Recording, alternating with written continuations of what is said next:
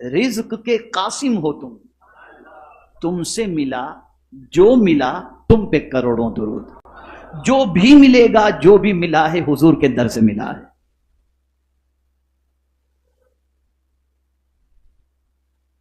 اور قیامت تک جو بھی ملے گا حضور صلی اللہ علیہ وسلم کے در سے ملے گا. عقیدہ یہ رکھیں کہ حقیقی دینے والی ذات خدا کی ہے، لیکن ملے گا مصطفیٰ جان رحمت صلی اللہ علیہ وسلم کے ہاتھوں سے. اب کوئی کہے ڈائریکٹ اللہ کیوں نہیں دیتا؟ تو میں بہت زیادہ ڈیپ میں جاننا نہیں چاہتا. بیمار ہو جائیں تو مسجد میں چلے جایا کرو، ڈاکٹر کے پاس مت جاؤ اور جا کے لیٹ جاؤ مسجد کے اندر، مولا دے دے شفا دے دے، دے دے شفا دے دے. کوئی جاتا ہے؟ نہیں. کہاں جاتا ہے؟ بیسٹ ڈاکٹر کے پاس. کیوں جاتا ہے؟ وجہ یہ ہے کہ اس کے پاس علاج کرنے کی ڈگری موجود ہے. اس کے پاس علاج کرنے کی ڈگری موجود ہے. اس نے پڑھائی کی ہے، علم حاصل کیا ہے کہ مریضوں کا علاج کیسے کیا جائے، ہے نا. اس لیے آدمی ڈاکٹر کے پاس جاتا ہے. بلکہ جو یہ کہتے ہیں ڈائریکٹ مانگنے کی ضرورت، ڈائریکٹ حضور اللہ سے مانگا جائے، وہ بھی ہاسپٹل کھول کے بیٹھے ہوئے ہیں اور وہ بھی بیمار ہوتے ہیں تو ڈاکٹر کے پاس جاتے ہیں، جا کے مسجد میں لیٹ نہیں جاتے.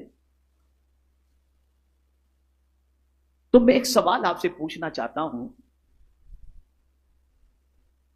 کہ اللہ عز و جل نے یہ علم عطا فرمایا ڈاکٹر کو، ڈاکٹر نے علم حاصل کیا اور اس کی دواؤں کے ذریعے اللہ عز و جل شفا عطا کر دیتا ہے. عقیدہ ہمارا یہ ہے کہ حقیقی شفا دینے والی ذات خدا کی ہے، لیکن ڈاکٹر اچھا ہو تو اللہ اس کے ذریعے شفا دے دیتا ہے. انسان سے پڑا ہوا انسان ڈاکٹر جب مریض کو علاج کر کے شفا دے سکتا ہے تو جو خدا سے مصطفیٰ پڑے ہوں ان کی شان کتنی عرف و اعلیٰ ہو. تو اللہ فرماتا ہے دوں گا میں ہی، لیکن میرے مصطفیٰ کے در سے دوں گا. اسی لیے قرآن ملا حضور کی بارگاہ سے، ایمان ملا حضور کی بارگاہ سے، جنت بھی ملے گی حضور صلی اللہ علیہ وسلم کے صدقے میں. اور میرے پیارے آقا صلی اللہ علیہ وسلم کے پیارے دیوانوں، ایک صحابی بھی آپ ایسا نہیں بتا سکتے جو حضور صلی اللہ علیہ وسلم کو دینے والا نہ جانتے. کوئی بھی مسئلہ ہوتا وہ حضور کی بارگاہ میں حاضر ہو جاتے اور ہر مسئلے کا حل مدینے کے تاجدار صلی اللہ علیہ وسلم فرما دیا کرتے.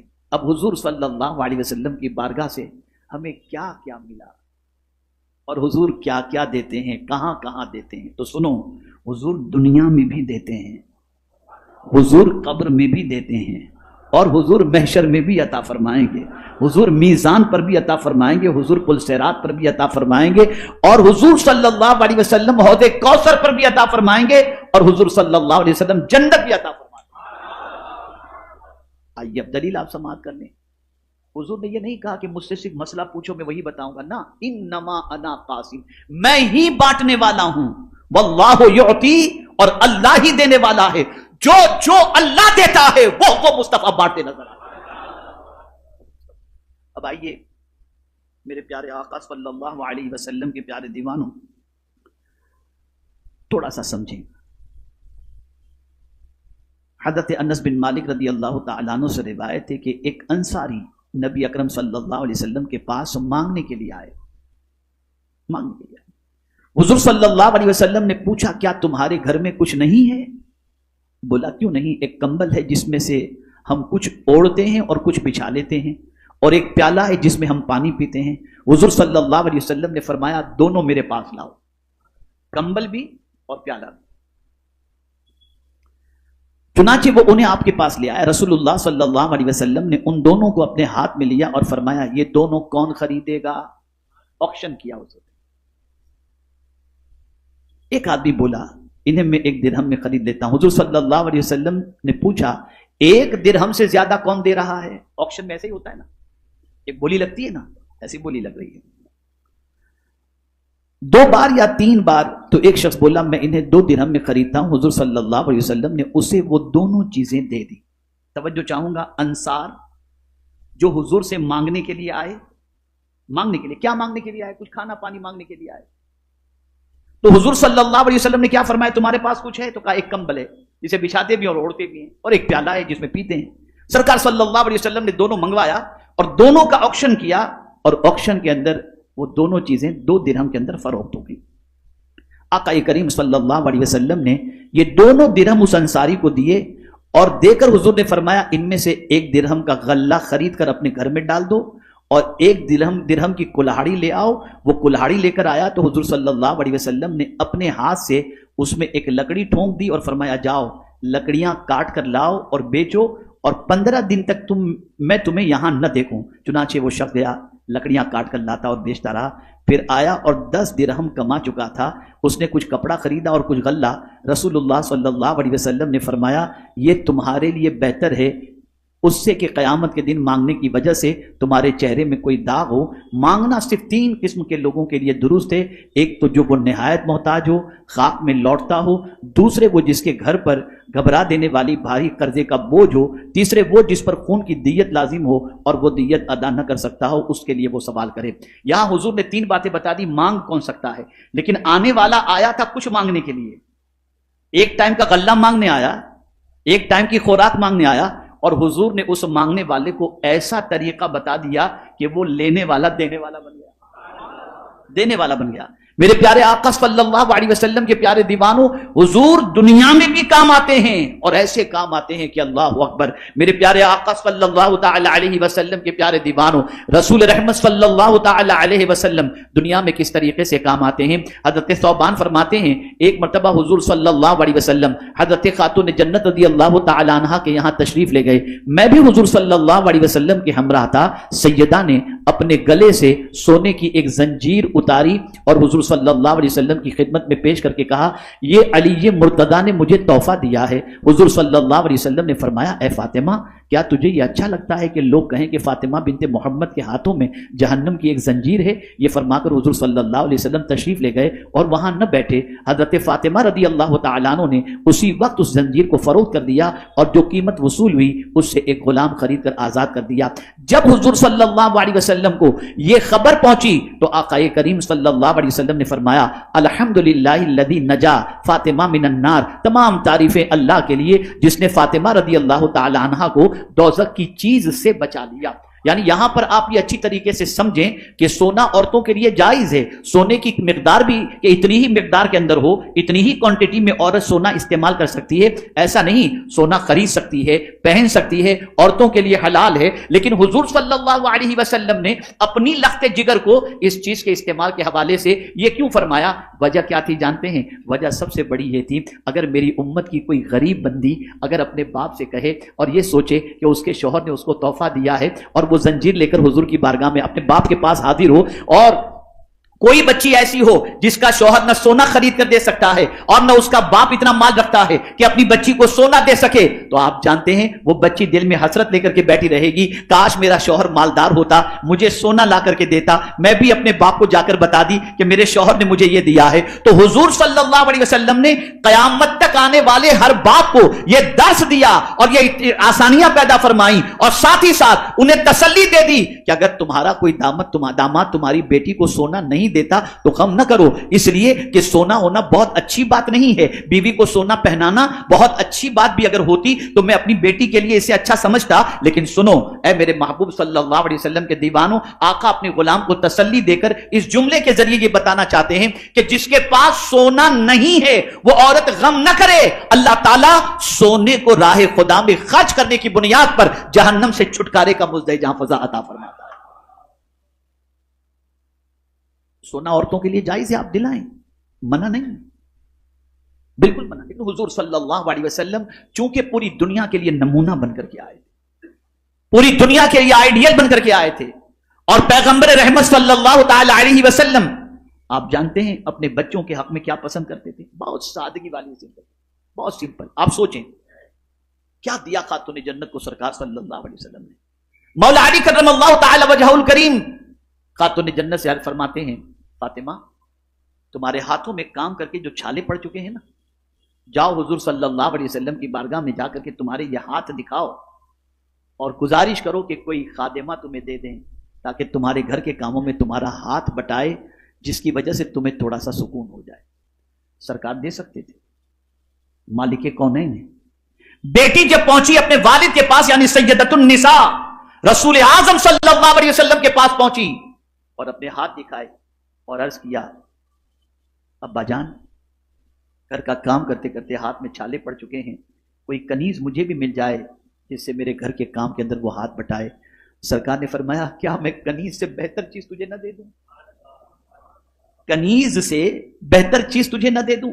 سنو، جب تمہیں تھکان لگتی ہے نا کام کرتے کرتے، 33 بار سبحان اللہ پڑھ لو، 33 بار الحمدللہ پڑھ لو اور 34 بار اللہ اکبر پڑھ لو، تمہارے جسم کی ساری تھکان دور ہو جائے گی۔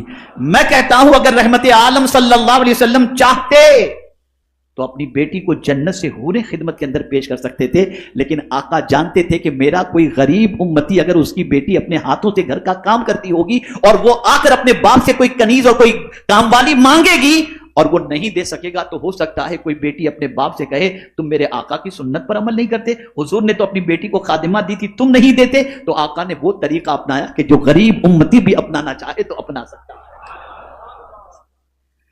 میرے پیارے آقا صلی اللہ تعالی علیہ وسلم کے پیارے دیوانوں، حضور صلی اللہ علیہ وسلم موت کے وقت بھی کام آتے ہیں۔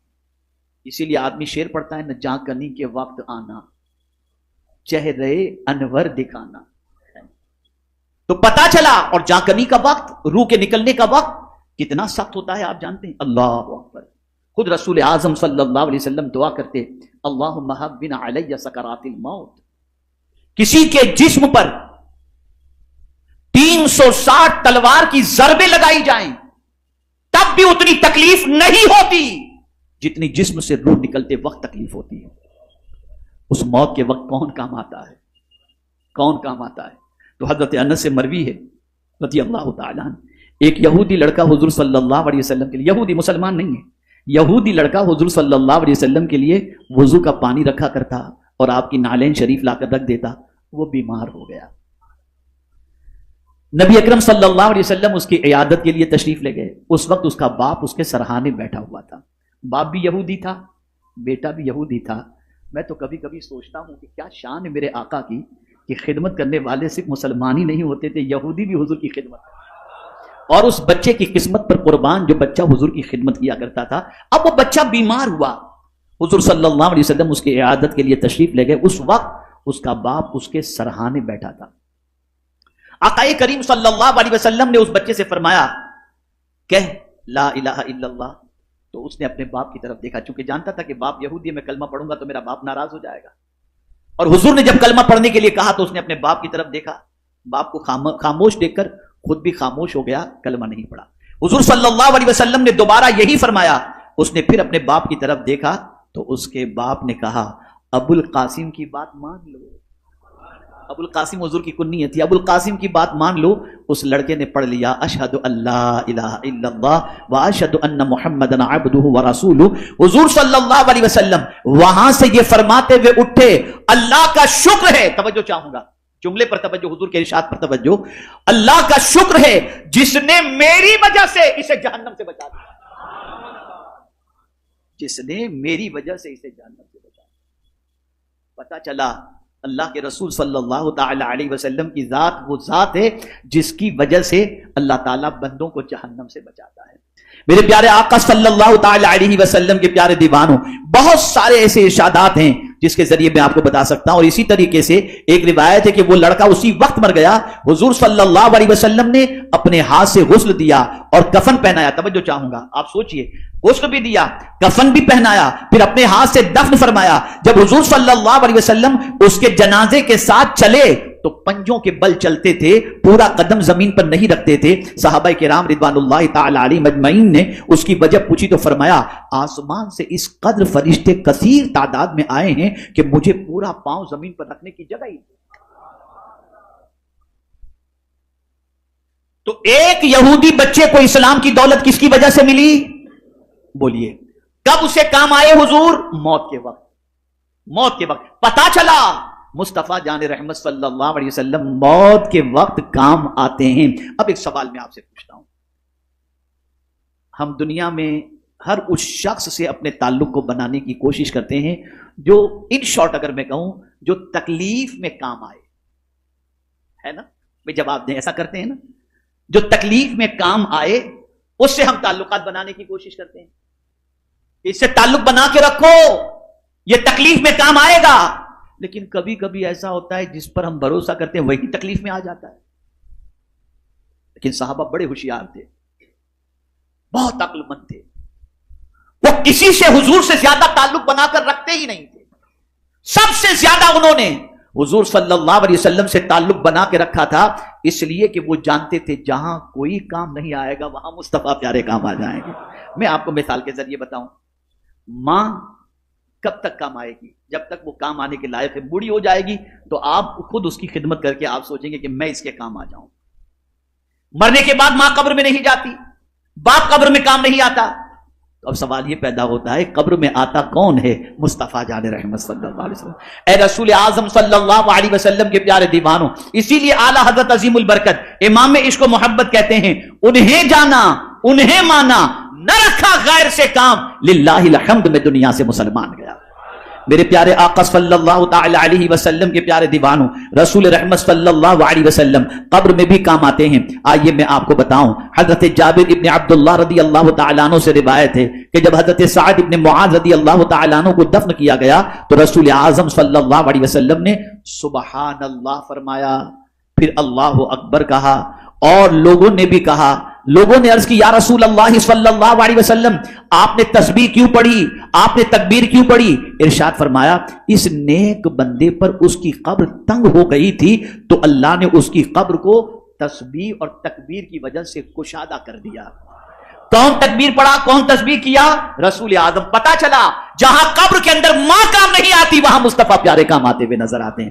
میرے پیارے آقا صلی اللہ علیہ وسلم کے پیارے دیوانوں، رسول رحمت صلی اللہ تعالی علیہ وسلم جہاں جہاں انسان کو ضرورت ہوتی ہے وہاں وہاں پیارے آقا صلی اللہ علیہ وسلم کام آتے ہیں. ایک ام المؤمنین کے گھر پر رسول رحمت صلی اللہ علیہ وسلم تشریف فرماتے اور وضو کر رہے تھے، اور وضو کرتے کرتے لبیک لبیک لبیک فرما رہے ہیں. اللہ اکبر. ام المؤمنین کو حیرت ہوئی کہ اس وقت سرکار کس کے پکارنے پر لبیک لبیک فرما رہے ہیں. اللہ اکبر. جب حضور صلی اللہ علیہ وسلم نے وضو فرما لیا اس کے بعد ام المؤمنین نے دریافت کیا کسی پکارنے والے کو تو میں نے نہیں سنا، لیکن آپ کس کو کس لبیک لبیک کہہ رہے تھے؟ سرکار نے فرمایا میرا ایک صحابی بہت پریشان تھا اور اس پریشانی کے عالم کے اندر اس نے مجھے وہاں سے پکارا تو میں نے یہاں سے اسے لبیک کہہ کر کے اس کی مدد میں نے کر دی.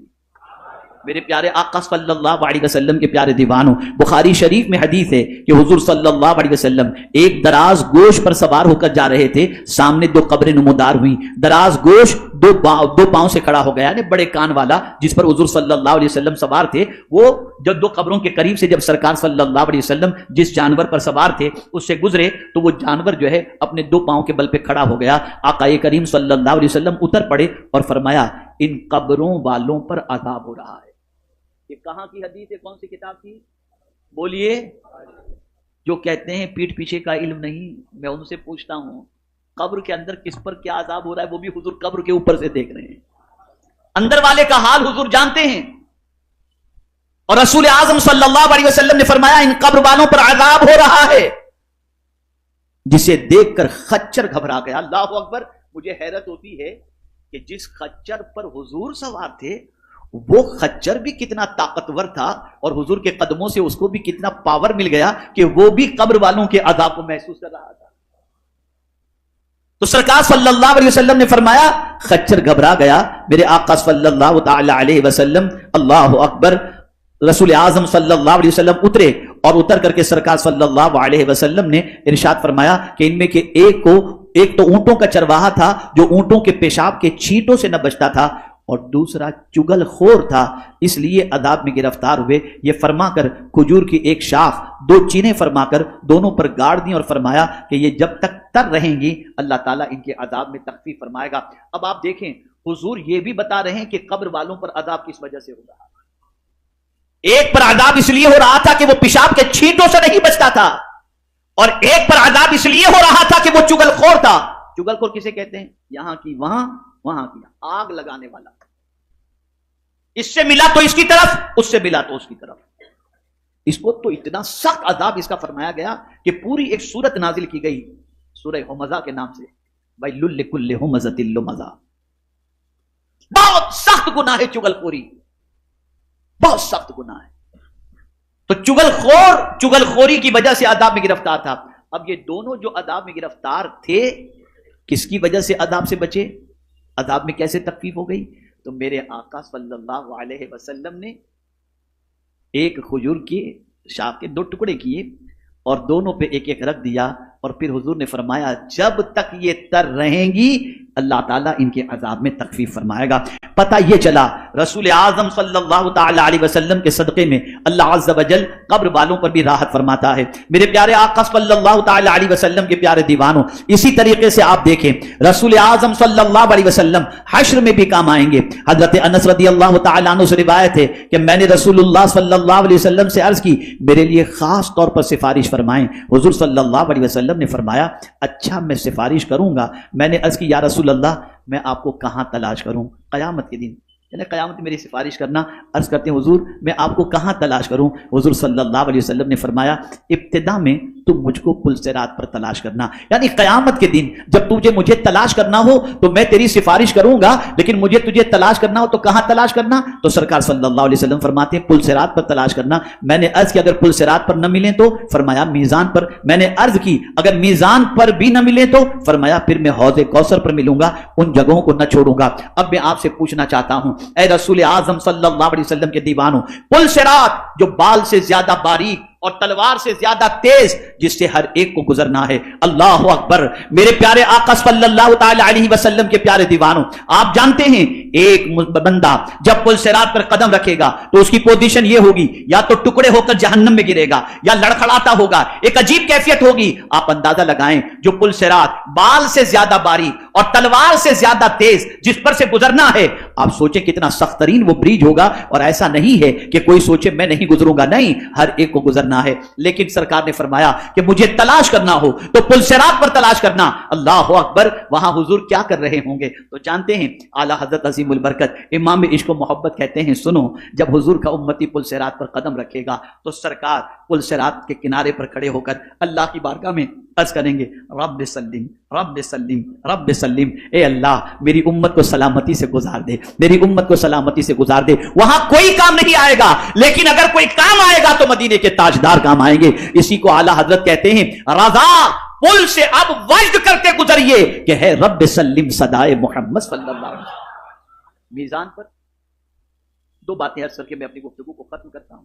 میزان پر جہاں اعمال تو لے جائیں, یاد رکھیں بہت اہم نقطہ عرض کر رہا ہوں, بہت عبادت آپ نے کی ہوگی, بلکہ ہو سکتا ہے کہ جب سے نماز فرض ہوئی ہو تب سے لے کر آج تک ایک وقت کی نماز بھی آپ کی قضا نہ ہوئی ہو سکتا ہے کہ ماہ رمضان کے روزے جب سے فرض ہوئے ہوں تب سے لے کر ابھی تک آپ کا ایک روزہ بھی قضا نہ ہوا ہو سکتا ہے کہ حج بھی آپ نے کیا ہو, اور ہو سکتا ہے کہ آپ زکوٰۃ بھی دیتے ہوں, اور ہو سکتا ہے کہ آپ تلاوت قرآن بھی کثرت سے کرتے ہوں. لیکن جانتے ہیں قیامت میں کیا ہوگا؟ خاص طور پر میزان پر ایک بندے کے اعمال کو تولا جائے گا, اس کی نیکیاں نیکیوں کے پلڑے میں رکھی جائیں گی, گناہ گناہ کے پلڑے میں رکھے جائیں گے. چونکہ اس نے زندگی عبادت میں گزاری تھی تو گناہ کم ہوں گے, نیکیاں بڑھ جائیں گی. اللہ فرمائے گا اس بندے کو میرے فضل سے جنت میں داخل کر دو. بس اسے نیکی کا خیال آ جائے گا اس بندے کو, مولا جنت میں تو تیرے فضل سے جا رہا ہوں, جو میں نے زندگی بھر نیکیاں کی اس کا کیا؟ اب سوچئے زندگی بھر نیکی کا بدلہ وہ قیامت میں چاہ رہا ہے. اللہ فرمائے گا فرشتوں سے اس کی ایک آنکھ نکالو. اس بندے کی آنکھ نکالی جائے گی, فرمایا جائے گا میزان کے ایک پلڑے میں رکھو. میزان کے ایک پلڑے میں اس کی ایک آنکھ رکھی جائے گی, اور زندگی کی ساری نیکیاں دوسرے پلڑے کے اندر. اللہ فرمائے گا میرے بندے تیری زندگی کی ساری نیکیاں میری آنکھ جیسی ایک نعمت کا بھی حق ادا نہیں کر سکی. فرشتوں اب میرا عدل یہ ہے کہ اس بندے کو جہنم میں ڈال دو, اس لیے کہ اس نے میری ایک آنکھ جیسی نعمت کا بھی حق ادا نہیں کیا. وہ عرض کرے گا مولا مجھے تیرا فضل ہی کافی ہے, مجھے عبادت کا بدلہ نہیں چاہیے. پتہ چلا زندگی کی ساری عبادتیں بھی اللہ کی ایک نعمت کے مقابلے میں کوئی حیثیت نہیں رکھتی. میزان وہ جگہ ہے اور وہ مقام ہے جہاں سے لوگ ڈرا کرتے, جس کے تصور سے صحابہ کانپا کرتے, جس کے تصور سے اولیاء کانپا کرتے. اعلیٰ حضرت عظیم البرکت ایسے ہی وقت کے سلسلے میں عرض کرتے ہیں پلہ ہلکا بتا ہی صحیح بھاری ہے بھروسہ تیرا. سرکار ہم جانتے ہیں ہمارا پلہ ہلکا ہے لیکن آپ کی ذات وہاں کام آنے والی ذات ہے. محشر میں جب کوئی کام نہیں آئے گا آپ کام آئیں گے, اور جانتے ہیں کس طرح کام آئیں گے. 2 حدیثیں عرض کرتا ہوں, عمل کرنے کی کوشش کرنا. 1500 سالہ جشن میلاد مصطفیٰ کا یہ تحفہ لے کر کے جاؤ اور اس پر عمل کرنے کا عزم کرو, زندگی بھر عمل کرنا, اور تو انشاءاللہ العظیم حضور صلی اللہ علیہ وسلم کی کرم کی بارشیں دنیا میں بھی ہوں گی اور آخرت میں بھی ہوں گی. آئیے میں آپ کو بتاؤں, ایک بندے کے اعمال کو میزان میں تولا جائے گا, اور جب میزان میں تولا جائے گا نیکیاں کم ہوں گی, گناہ زیادہ. قریب تھا کہ حکم ہو کہ اس بندے کو جہنم میں ڈال دو. رسول رحمت صلی اللہ علیہ وسلم تشریف لائیں گے. حدیث مبارکہ میں اپنی آستین مبارک سے ایک پرچہ نکالیں گے اور اپنے اس امتی کے نیکیوں کے پلڑے کے اندر اس پرچے کو رکھ دیں گے. تو نیکی زیادہ ہو جائے گی, گناہ کم ہو جائے گا. پہلے نیکیاں کم تھیں, گناہ زیادہ تھے, اتنے تھے جس کی کوئی انتہا نہیں. لیکن جیسے ہی حضور صلی اللہ علیہ وسلم نیکیوں کے پلڑے کے اندر ایک پرچے کو رکھ دیں گے, نیکیاں زیادہ ہو جائیں گی. حکم ہوگا اس بندے کو جنت میں ڈال دو. وہ بندہ جو پہلے بہت گھبرایا ہوا تھا کم نیکی کی وجہ سے, جب اس پرچی ڈالنے والے مصطفیٰ پیارے صلی اللہ علیہ وسلم کو دیکھے گا تو عرض کرے گا, اے نورانی چہرے والے آپ کون ہیں؟ سرکار فرمائیں گے میں وہ ہوں جس پر تو دنیا میں درود پڑھا کرتا تھا. اللہ اکبر. اس پرچے میں کیا تھا؟ وہی درود تھا جو تو نے مجھ پر محبت کے ساتھ پڑھا تھا. آج تجھے یہاں پر یہ درود بھی کام آیا, اور جس پر تو نے درود پڑھا تھا وہ بھی کام آیا. مجھے بتاؤ, جب قیامت کے دن رسول اعظم صلی اللہ علیہ وسلم اس طرح سے کام آنے والے ہوں اور حضور پر درود اس طریقے سے کام آنے والا ہو, تو کیوں نہ ہم درود مبارکہ کو ورد زباں بنا لیں. پڑھیے ایک مرتبہ درود شریف. اللهم صل على سيدنا ومولانا محمد معدن الجود والكرم وآله الكرام وابنه الكريم وبارك وسلم صلاة وسلاما عليك يا سيدي يا رسول الله صلى الله تعالى عليك وسلم. اور اسی کے ساتھ ساتھ ایک اور واقعہ بھی آپ سماعت فرمائیں. اللہ اکبر. ایک بندہ جس کی دنیا میں عادت تھی, کیا عادت تھی؟ اگر کوئی حضور صلی اللہ علیہ وسلم کا پریشان حال امتی ہوتا اور آ کر اس سے کہتا کہ مجھے یہ پریشانی ہے, تو وہ بندہ اس کی پریشانی دور کرنے میں دوڑتا, کہیں سفارش کرنے چلا جاتا, اس کا کام ہو جائے اس کی کوشش کرتا تھا. جب وہ مرے گا تو بہت سارے اس کے گناہ ہوں گے, جس کی وجہ سے کل بروز قیامت جب میزان پر نیکیوں کے پلڑے میں نیکیاں اور گناہوں کے پلڑے میں گناہ رکھے جائیں گے تو سچویشن یہ ہوگی کہ نیکیاں کم ہوں گی اور گناہ زیادہ ہوں گے. جب نیکیاں کم اور گناہ زیادہ ہوں گے تو سرکار صلی اللہ علیہ وسلم میزان پر تشریف لائیں گے, اور تشریف لا کر اپنے رب سے عرض کریں گے, میرے کریم یہ میرا وہ امتی ہے جو دنیا کے اندر میرا کوئی امتی پریشان ہوتا تو اس کی پریشانی کو دور کرنے کے لیے دوڑ دھوپ کیا کرتا تھا. آج یہ یہاں پریشان ہے, میں اس کی سفارش کرتا ہوں, مولا اس کو معاف فرما کر میری سفارش قبول کر کے جنت عطا فرما دے. اللہ حضور کی سفارش کو قبول کر کے جنت کا مستحق بتاتا ہے. کہاں کہاں حضور کام آتے. ارے جب آخرت میں حضور کام آتے ہیں تو دنیا میں تو بتدیہ اولا کام آتے. تو اپنا تعلق حضور سے مضبوط کرو, اپنا رشتہ حضور سے مضبوط کرو, درود مبارکہ کی کثرت کیا کرو, پریشان حالوں کی مدد کیا کرو, دوڑ دھوپ کیا کرو, غریبوں کا خیال رکھا کرو. اور میرے پیارے آقا صلی اللہ تعالی علیہ وسلم کے پیارے دیوانوں, رسول رحمت صلی اللہ علیہ وسلم کی ذات وہ ذات ہے کہ اللہ اکبر, میں کیا بتاؤں کیا کیا حضور عطا فرماتے ہیں. ایک 3 دن کے بھوکے پیاسے پریشان ہو کر مسجد نبوی شریف پہنچے اور وہاں منبر رسول صلی اللہ علیہ وسلم کے پاس بیٹھ گئے اور درود شریف کی کثرت کرتے کرتے یہ کہتے رہے, سرکار بھوکا ہوں, 3 دن سے بھوکا ہوں, پریشان ہوں, آپ کی چوکھٹ پر حاضر آ گیا ہوں. یہ کہتے کہتے ان کی آنکھ لگ گئی, خواب میں حضور کی زیارت ہوئی. رسول رحمت صلی اللہ علیہ وسلم نے ان کو روٹی عطا فرمائی. وہ روٹی نیند کے اندر چبا رہے ہیں, آنکھ کھلی تو ہاتھ میں آدھی روٹی موجود تھی. وہ کیا چیز ہے جو حضور کی بارگاہ میں نہیں ملتی. اب کیوں ہم کو نہیں, ہم جو ہے مانگنے کا ہم کو سلیقہ آنا چاہیے, بس اس کو سمجھ لیں کیسے مانگیں, کیسے مانگیں. تو اعلیٰ حضرت نے کہا واللہ, قسم کھا کر کہتے ہیں. وہ ہم لوگوں کی طرح قسم کھانے والے نہیں تھے کہ اٹھتے بیٹھتے قسم کھاتے رہنا, نہیں. وہ جب قسم کھاتے تو پورے کانفیڈنس اور سچی قسم کھاتے. آج کے بیپاریوں کی طرح نہیں کہ اس کی قسم اس کی قسم میں بالکل 1 پیسہ نفع نہیں کما رہا ہوں. اعلیٰ حضرت جب قسم کھاتے تو سچی قسم کہتے, واللہ, اللہ کی قسم, وہ سن لیں گے, فریاد کو پہنچیں گے. حضور سنیں گے بھی اور فریاد کو بھی پہنچیں گے, لیکن کس کی؟ اتنا بھی تو ہو کوئی آہ کرے دل سے. اگر کوئی دل سے حضور کو یاد کرتا ہے اور پکارتا ہے تو مصطفیٰ سنتے بھی ہیں اور مصطفیٰ جان رحمت اس کی پریشانی کو دور بھی کرتے ہیں. شرط یہ ہے کہ دل سے.